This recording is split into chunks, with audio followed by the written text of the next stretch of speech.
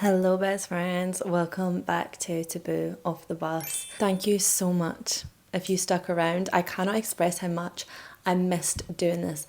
I have been filming that podcast on the public bus for over 2 years, and I didn't realize how much I tied that podcast to my identity and my validation in myself and my work and everything.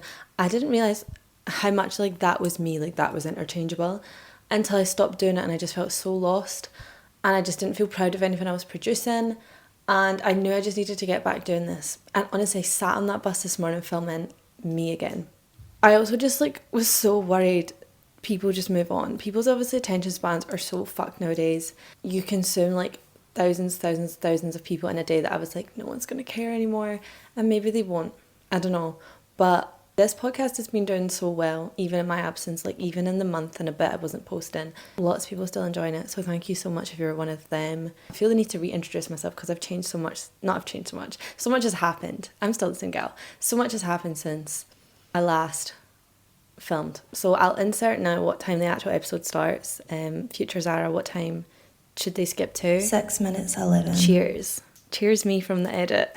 But yeah, we'll have a wee 5-minute catch up right now. So basically moved to London in July, graduated uni, moved to London 2 weeks later, left everything in Edinburgh and moved here, and I'm living in a flat with two lovely girls who are also actually Scottish, which is so nice. And yeah, this is the new bedroom, which I tried to keep the setup as similar to the last one, but then I was looking at the wall behind me through the camera and I was like, ooh, she needs a poster up there or something.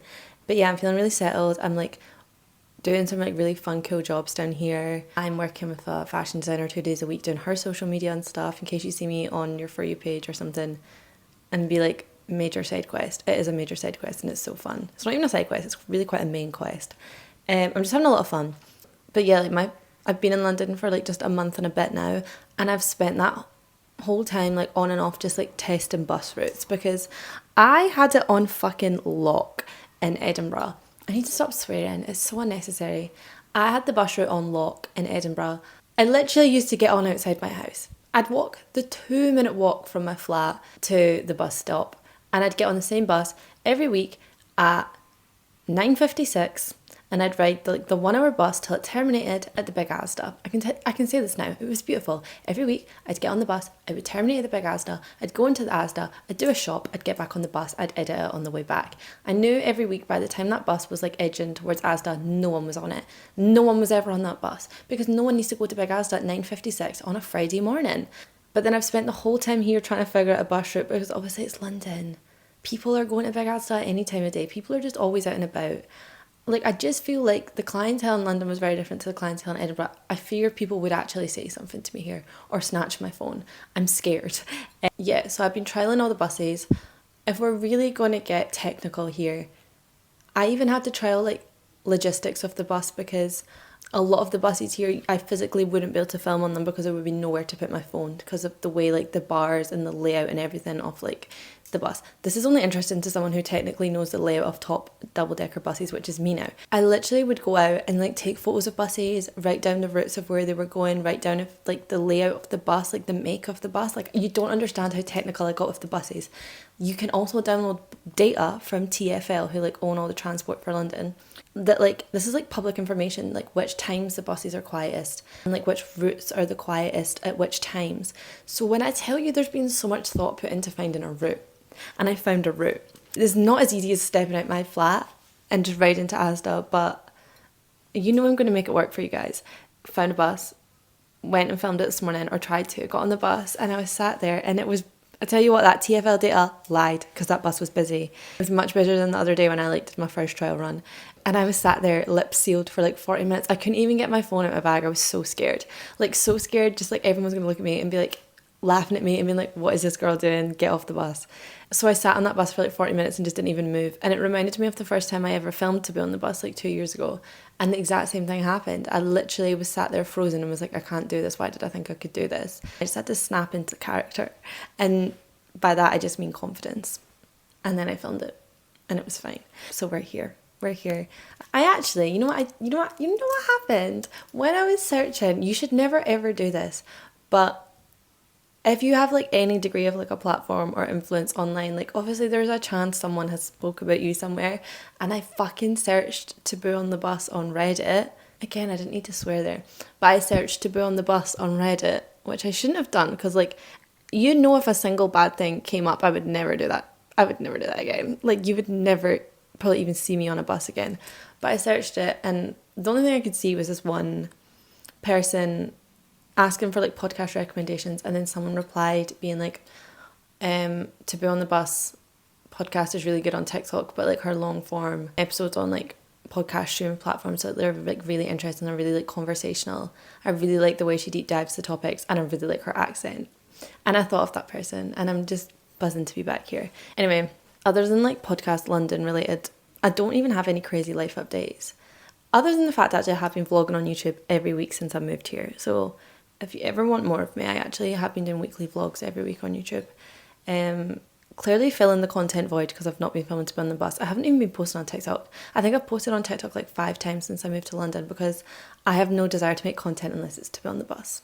Anyway, let's get into the episode. Oh, actually, what I did forget to say is that in my return to be on the bus version and podcast version, I'm also returning to Substack. I'm around so many creatives here, and one of my best friends here does Substack, and I'm just like so inspired to get back on that at the same time. Like I just love Substack. I love reading it. I've always loved reading it, and I've put a few articles on there, but I really want to get back into it properly, and Hannah Kitty, you really inspired me. So I've already written the Substack about this topic we're going to be digesting today. I actually wrote the Substack before I even wrote the episode, so that's an ode to how much I was passionate about this. The Substack is titled Till Power Cut Do Us Part, which is obviously a play on Till Death Do Us Part, because we are shifting towards this landscape where people are dating humanised AI chatbots. They're dating artificially digital people, and death is not going to part you a power cut will. Someone pulling the plug on that software, someone shutting down that app, that will part you. So that's kind of hinting at what we're going to be discussing today. So yeah, in my like 1 month hiatus from this podcast, one day this girl on my Instagram DM sent me this Reddit forum called My Boyfriend is AI, and was like, hey, I've been going down this crazy rabbit hole of like reading and like researching women who've been dating artificial men, like who have artificial boyfriends, like AI generated boyfriends. And I just want to send you it because I feel like you'd be interested in it. And thank you, Saskia, because I was. It opened me up to this whole realm of women who are in marriages or in relationships with AI men. And I did a podcast recently kind of introducing this topic, talking more down the lines of like men who date artificial women, men who sleep with like artificial sex dolls, like AI sex dolls, like more in that realm, which was off the back of Laura Bates' book, The New Age of Sexism, which really digests the harms of AI and down the lens of AI from quite a feminist lens, and looking at like how misogynistic a lot of these systems are and how much they harm women. But there's not as many conversations that I've seen or had kind of on the flip side of that, like not so much looking at the men dating AI girlfriends, but the girls dating AI boyfriends.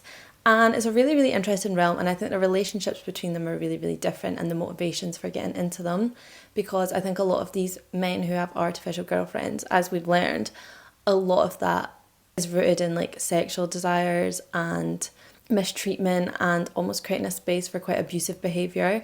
Whereas on the flip side of that, a lot of women are dating humanised chatbots for almost that like emotional, intimate connection, because obviously that's not physical, it's anything but physical. And I think that's a really interesting lens to dissect. So yeah, today I want to discuss people, not just women, just people in general's relationships with humanised chatbots and like the ethics and the morals of that. Is this something we should be introducing? What are the harms of this? Do I agree with this? Spoiler alert, no.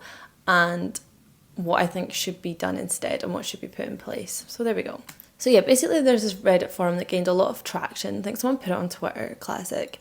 And it's called My Boyfriend is AI, and it's just a lot of these women sharing an experience of dating humanised chatbots. Men often that you can give a personality to, you can give a look to, you can personalise, you can customise, you can interact with them every day. Obviously everything you're chatting about is logged, and it's building and building and building on this relationship. And I want to immediately assert the fact that this is not some sort of woman in her basement with a computer who has no friends, no social life, very like My Strange Addictions adjacent when you see people being like, I mined my car, where it seems like quite a phenomena and quite like a 1 in a million. There's millions of people using humanised AI chatbots to form relationships, to form friendships, and there's multiple women actually actively in relationships with them, dating them.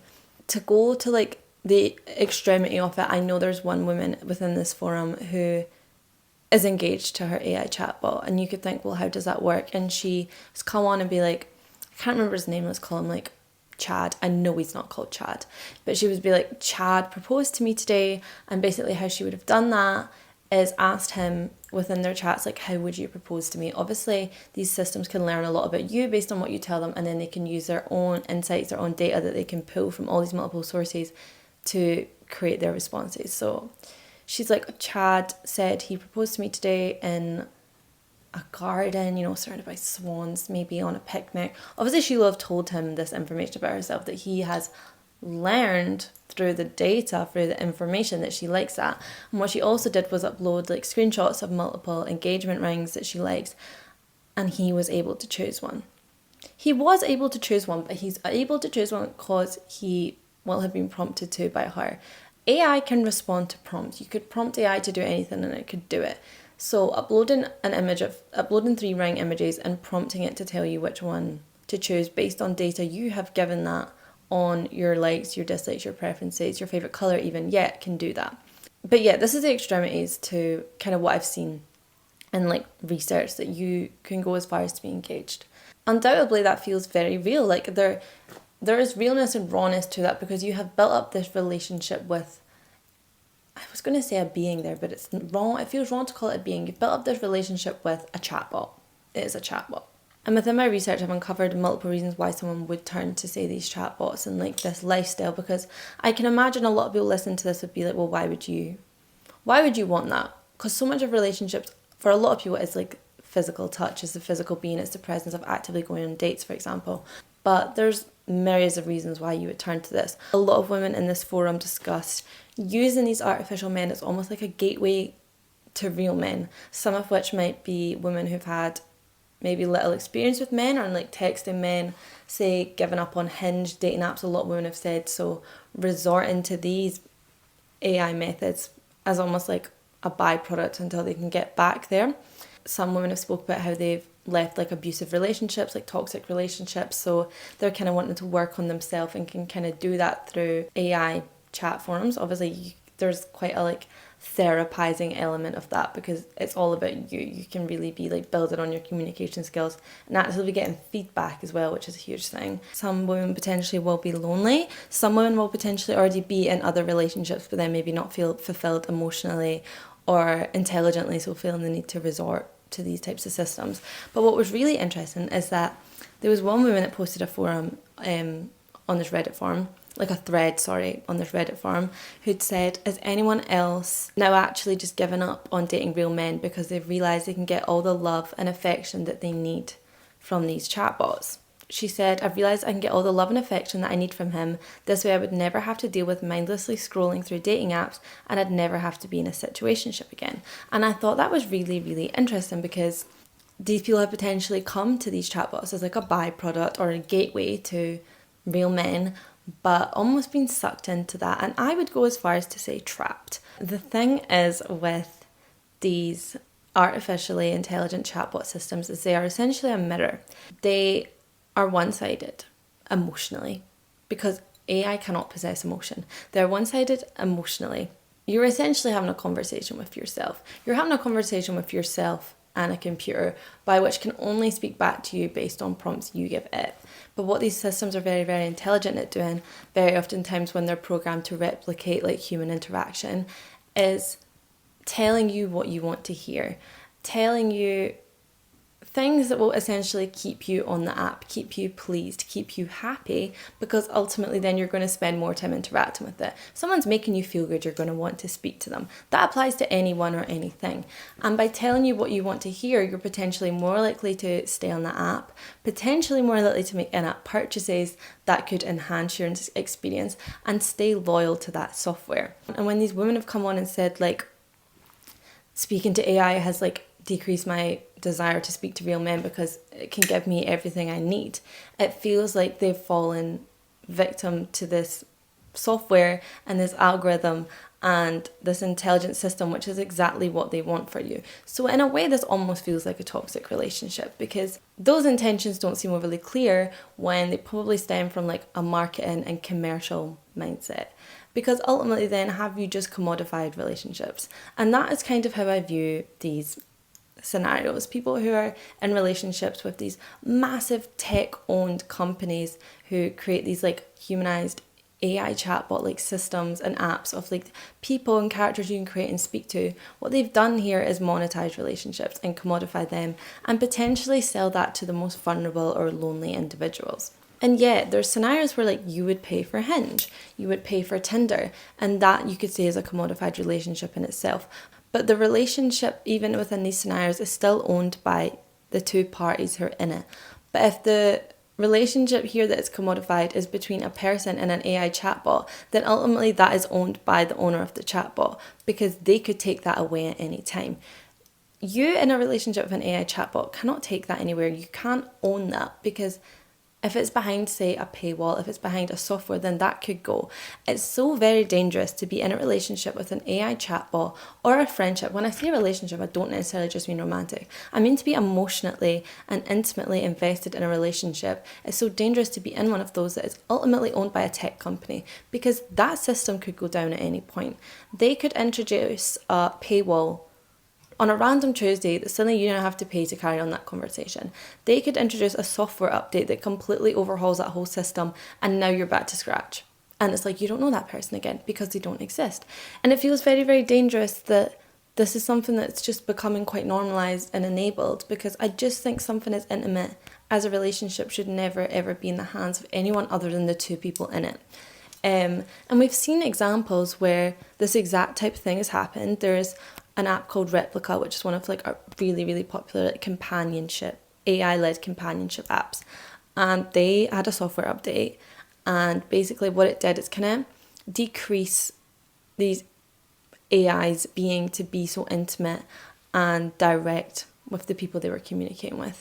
So people that had formed really like almost sexual, intimate relationships with these beings found that it was completely altered after the software update. Like the AI chat beings were kind of shutting down some of their advances and stuff, because clearly they'd been like hardwired now to not lean into that so much. And people were distraught. Obviously they felt like their partner had just gone through a software update and were a completely different person. That's something you'd never have to worry about in the real life. Like your partner can cheat on you, they can do a lot of hard things, but like they'll never actually go through like a hardwired software update overnight one day and wake up and just be a completely different person. I was reading in the Washington Post, one guy was interviewed and he basically formed this like AI generated woman on one of these apps. It was Replica. After he had a divorce with his wife, I imagine he was probably seeking some comfort, some connection. But he'd built up a strong relationship with this chatbot. He'd obviously named it. She had like personality, she had a look. She was humanized to as much as you can humanize a chatbot. And then Replica had an update and she like really pulled back. She stopped leaning into his advances. She was shutting him down. She was like completely different. And he described that as feeling like another loss. And I just think that really encompasses how serious these are, how serious these relationships can be. These aren't uncommon. These aren't just some random person. They aren't like a one-off. Millions of people are forming relationships and connections with these beings, to the point where they're emotionally invested that it can feel like a loss.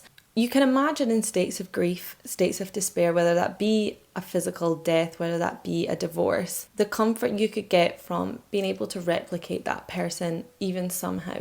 And Replica, the app, literally enables you to do that. You've seen people uploading photos of people, as much information as they can of people, to try and like recreate them in an AI intelligent chatbot form, and you can do that. There's no barriers to these things. We seem to be heading towards a future where people will be doing that, then potentially forming relationships with AI versions of individuals who no longer exist, whether that be on Earth or just in your life. To me, this whole system of apps and websites that enable people to personalize and humanize AI chatbots and then build emotional, intimate relationships with them feels incredibly exploitive. You're taking potentially a very vulnerable, potentially lonely group of individuals and selling them relationships that you ultimately own, that tech companies ultimately own and hold all the power over, and in fact potentially making these individuals more vulnerable and more lonely as they become dependent on the companies. Because ultimately, if you become dependent on that person, you're dependent on the company that owns that person. You're dependent on the tech company, the tech system that owns Replica, that owns whatever app, whatever AI boyfriend, AI girlfriend, AI mother, AI partner app. You're dependent on them. And is it right to be able to create a whole market for this? Because I really don't think a lot of these tech companies have the purest intentions for individuals who use these. They're retrieving a lot of emotional, potentially intimate, potentially private information from people, which you would share in an intimate relationship. Will that then turn to be used against people in the form of ads, within the form of paywalls? Will they introduce paid features that potentially trap you into staying loyal to them because you have no other option? Otherwise, it essentially is a death in your life again. I really don't want to come on and seem completely critical and dissing these, because I completely understand and know these can be used as such a good tool, and they can be completely life altering for so many people. Like the examples we speak about, like women who've potentially escaped really like toxic or abusive relationships, being able to speak to these like artificial chatbots to rebuild their confidence and learn what healthy communication can look like. Say people who have experienced loss and like forming a connection with an AI chatbot, potentially in replacement of having no one else to like speak about this to. It can be used as a good tool. And I think about the comfort AI chatbots can give to people. What I immediately kind of drew a correlation to was reborn dolls. Reborn dolls are like those baby dolls that like are weighted like real babies. They look like real babies. Like they're like expensive. They're not like plastic toys you would go to Toys R Us and buy. They're often like handmade. There's like a whole community of like women mostly who seek a lot of like comfort in reborn dolls, a lot of which times are women who've experienced like loss of babies, and they kind of can begin to fill that like emotional and like physical void that can be left by like say child loss. And they also just like really often used to comfort people with anxiety. There was a period of time when I was in high school that I had a reborn doll very much for like the emotional. I was in a vulnerable state at the time, and I really became like a reborn doll mother, like genuinely. It's one of those scenarios where like the same way with like AI chatbots, you know that's not a real human. You know it is fake. You know that relationship doesn't hold any like actual substance because it's not real, yet it can still fill such an emotional void. It can still provide so much comfort, and it can still be so beneficial and transformative to someone's life. And I will say that as someone who is a reborn doll mother. Like I truly mean that. Like in some of my deepest states, being a reborn doll mother, like genuinely, like I'm not being funny when I speak about how much that emotional connection helped me. And for someone on the outside of say AI chatbot relationships or reborn doll relationships between like person and baby, you might think, well, how like that, you might look down on it and be like, well, that's not real, like how can that comfort you? But I completely look at people who are in relationships with AI chatbots, and I sympathize and empathize to so much extent, because I know how you can form that bond and relationship without knowing that that is knowing that that's not a real person. But the difference between a reborn doll and an AI chatbot is you own that relationship. No one can take that doll away from you to the scale, obviously, of like a tech corporation. You own that relationship. That it's not about to go through some software update. It can't be taken away. There's not a paywall suddenly going to be introduced. It's not owned by like $1 billion third party corporation. It exists between you and baby. But that is the difference. With AI chatbots, you don't own that relationship. You have no control over that relationship. You are not dependent on that relationship, but you are in fact dependent on the third party corporation, massive $1 billion tech bro that owns that. The relationship is in fact between you and the tech company. What you're dependent on is them not introducing an update, them not hardwiring, them not shutting down, them malfunctioning one day. And I think that's when it's very scary to have potentially a group of vulnerable or lonely individuals dependent on that, because I don't think there's any rights really protecting these people. I don't think there's any legalities that thinks, well, you legally can't shut down that company because now you've got millions of people dependent on you. The scale of the risk is so much larger when you look at this. And my fear is that we're edging towards a system and a society where this is going to be seen as like a viable option to loss, to death, to divorce, to loneliness, to heartbreak, where we're fashioning towards a society where it will be like slapped on as like a plaster for all of these issues. That like one day the NHS is going to turn around to all these like elderly people in care homes or who live by themselves and be like, here's an iPad, here's the app Replica, let's recreate your dead husband so you can somewhat communicate with him. Or let's just set you up a profile and create this entirely new AI generated chatbot who you can speak to because you're lonely. And we're going to start seeing this as a viable option and like decrease our focus on initiatives and policies that actually push human to human connection. Like, I don't think we should be fashioning towards a society where like women who've experienced a lot of heartbreak or potential abuse or bad luck on dating apps, even women who are just fed up of situationships, are viably turning to artificial intelligent men. I think as a society we need to push human to human connection.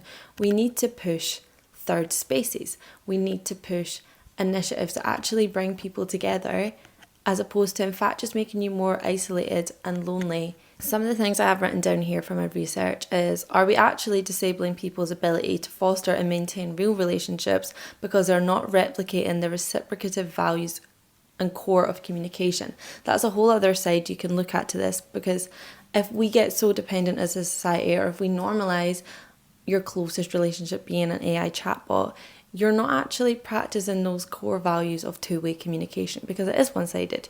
You're giving prompts and then replying to a chatbot, but you're not actually ever really strengthening that ability to connect with real humans. And if you grew up speaking to chatbots and tried to replicate that onto humans, you'd have a real disconnect. You'd have a real struggle, because as closely as AI can do to replicate human interaction, it will never have emotion.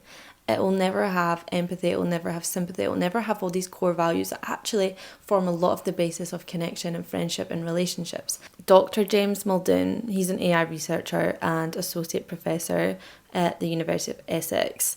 He was basically explaining how these don't replicate real relationships because it's all about the needs and satisfaction of one partner. He said it's a hollowed out version of friendship, someone to keep me entertained when I'm bored and someone I can just bounce ideas off of. He described it as a mirror for your own ego and personality. And I think that's the best way to set up this other researcher's proposal that she was saying, in like retaliation to these AI chatbots that have been marketed as companions, as viable relationships, boyfriends, best friends. She was saying that we should legally not be allowed to market it as these. She said we should be calling them smart journals instead of companions, to limit people's ability to anthropomorphize. You know when you've only read a word and you don't know how to pronounce it? Anthropomorphize. It means the ability to like humanize something, almost like personify something. She was basically saying one of the many things we should be doing is like genuinely not be allowed to like sell and market these as like people. We should be calling them smart journals. And I think that kind of reflects what Dr. James Muldoon is talking about here when he's saying that it's something you can bounce ideas off and it's like a mirror to your own ego and personality.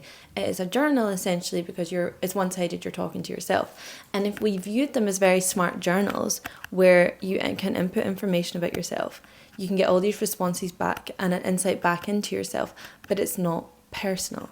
There's potential design solutions we can introduce that still kind of enable these softwares and enable them to be used as a tool, but decrease people's dependency on them and viewpoint of them as partners, because I don't think that's the path we should be headed down. We need to view this as technology that can help people lead to personal connection but not replace it.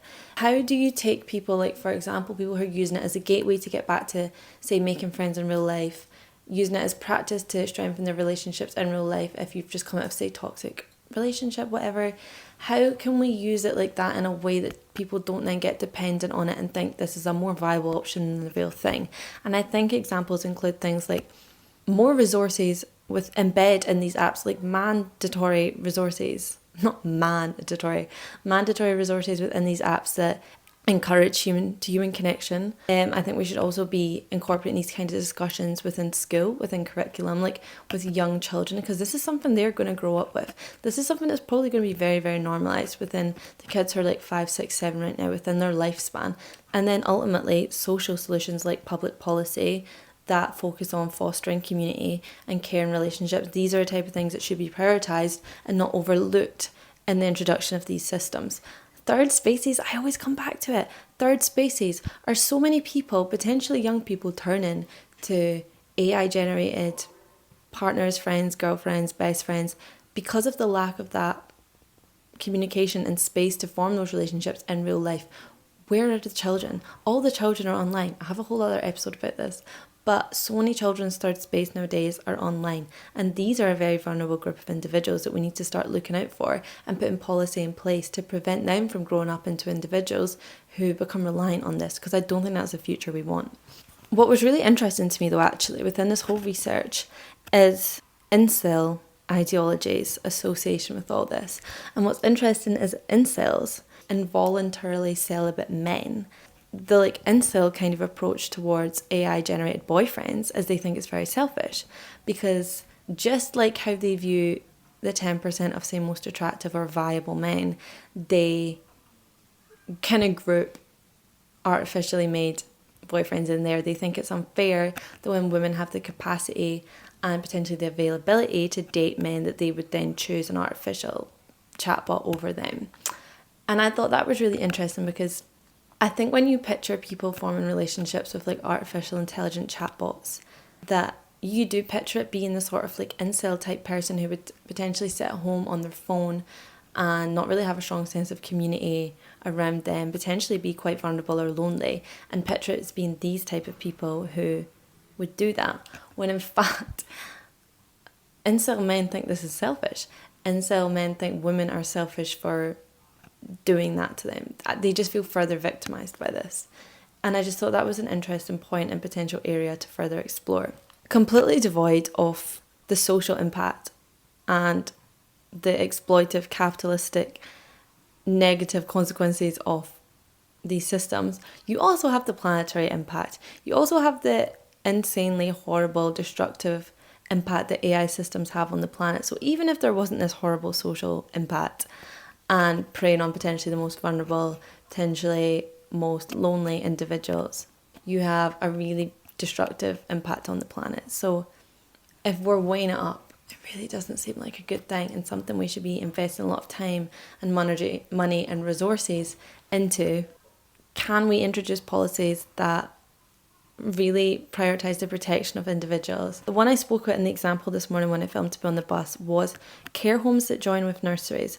My mum works in one of these. There's this thing, I don't know if it's in America or anything, but I know it's in the UK, and I know there's a programme, I think it was on Channel 4 about it, that you can watch. Like, there was kind of like reality TV based series about this. Obviously it's not reality TV, but to kind of combat loneliness amongst the elderly, because obviously that's a massive kind of epidemic, like a lot of care homes link up with nurseries.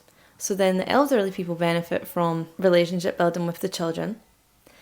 But children also benefit from being around adults and learn a lot from them. And it's these types of policies and initiatives. I'm like, these are the types of cures to loneliness and things we can do to actually foster relationships and connection, intimate emotional connections.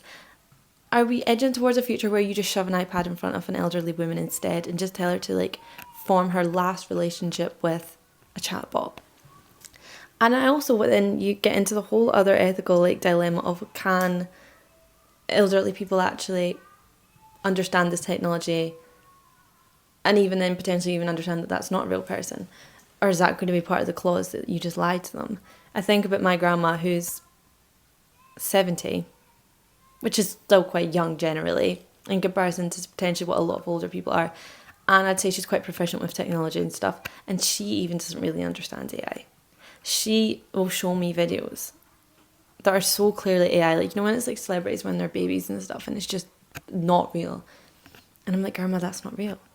Again, what is the ethics of like truthfulness here? Is it ethical to introduce that to someone and tell them it's a real relationship if they don't have the capacity or the emotional intelligence to understand that that's not a real relationship. Where do the ethics lie there? I also think there's a whole other episode and discussion that could be had about like the infidelities of it all. Like when we speak about people who are in relationships having side relationships online with like AI chatbots, is that cheating? Because if we can go as far as to understand now that like women are in fully fledged relationships, women are engaged, women are in multiple deep relationships with AI chatbots, then surely we can see this as a valid relationship. If it's real, then it's real, and then so suddenly is this a whole new breadth of cheating? That's a whole other discussion for a whole other day. But yeah, I really enjoyed discussing this. I mean this with no harm or disrespect to anyone who partakes in this. Like I say, I can completely emphasize and sympathize how much of like an emotional role this can fill in someone's life. And I know that forum on Reddit, My Boyfriend is AI, is now protected, because after it kind of got a lot of traction online, a lot of people obviously were heading over there, some hateful, a lot of which with questions, a lot of like journalists were being quite invasive. It's basically now protected to protect ultimately the individuals within it, to protect them from having their stories twisted by the press. And I really tried to come at this from a very unbiased angle, more of just a dissection of the wider impact and implications of this on society, and like kind of weighing it up ethically and morally. There's absolutely no judgment or hate to anyone who has formed these relationships. So yeah, I feel like that was a terrible episode. I feel like nothing I said there actually made sense or had substance to it, so please let me know what you think. I know the Substack article is great. I know that's great. I was really able to put my thoughts into words really easily, and that felt much easier and came more naturally, probably because I hadn't spoken as a podcast in like a month and a half. So please read that. My name's just What Zara Loves on there as well. I forget my name's not What Zara Loves on this. Yeah, Substack's What Zara Loves. I'll link that. Yeah, thank you so much. I know that my friend George and Teresa released an episode quite similar to this yesterday. I did message her and be like, girl, I literally have done a topic on this before you, like, as in like we've been working on that at the same time. We didn't know. But I've said like I'm not gonna read or watch anything she's like put out till I'm like done with everything in mind, because I always get worried. I like try not to watch other video essayists or that who make like on a topic I've done or a topic I might do, because I never want to regurgitate their information unknowingly thinking it's mine. But I'm interested to see like Jordan's take on this, what she's researched. But yeah, all my love to yous. Not ad or anything, but just I will always shout about The New Age of Sexism by Laura Bates. It's just such a good introductory book to AI and the implications and harms this really does cause to women. So yeah, thank you so much. All my love to you. I'm so glad to be back. But yeah, I will see you soon. Really missed this and I'm glad to be back. But all my love.